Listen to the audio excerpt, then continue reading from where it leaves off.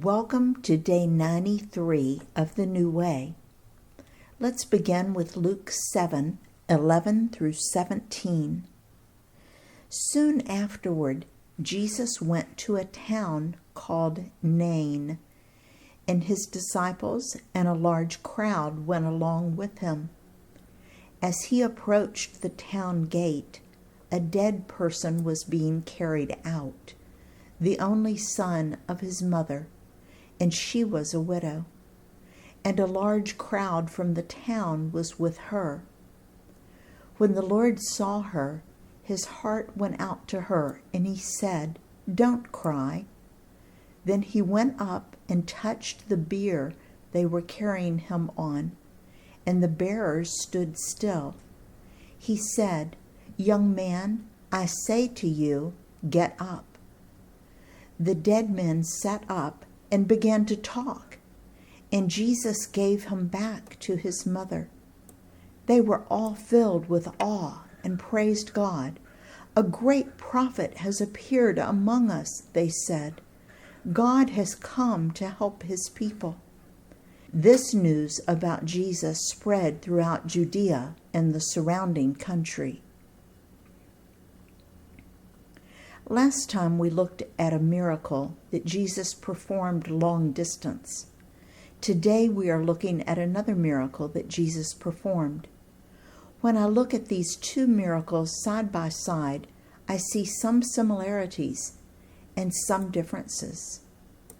How are they similar? Well, Jesus used his power to help others, and the people were very grateful. How are they different? I see a servant being healed because of his master's faith. One was healed, one was raised from the dead. One was probably Jewish, the family from Nain, and one was Roman.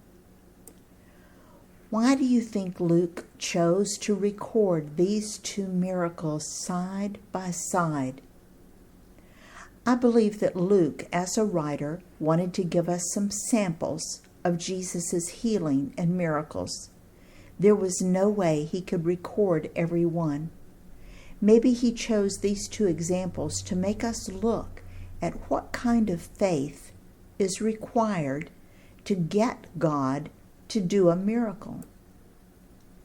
In the second miracle, there seems to be no asking for healing, and certainly no faith on the man's part. And Jesus raised a man from the dead. Yet the first miracle, one of healing, emphasized faith. They almost seem to be opposites. Faith is very, very important in your relationship with Jesus. Let's read Hebrews 11:6. "And without faith it is impossible to please God, because anyone who comes to him must believe that he exists and that he rewards those who earnestly seek him." But don't fall for Satan's lie that it is your faith that saves you, or your faith that heals you, or your faith that carries you through a hard time. It is God and God alone that saves us, heals us, guides us, blesses us, and protects us.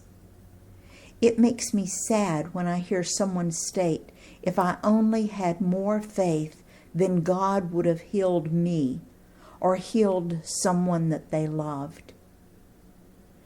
God is perfectly able to heal whether we have faith or not. But our faith pleases him and allows him to work freely in our lives and the lives of others. Another reason I believe Luke included these two miracles was that as a historian, he wanted to show us that Jesus loved all people and actively cared for them regardless of their religion, race, or background.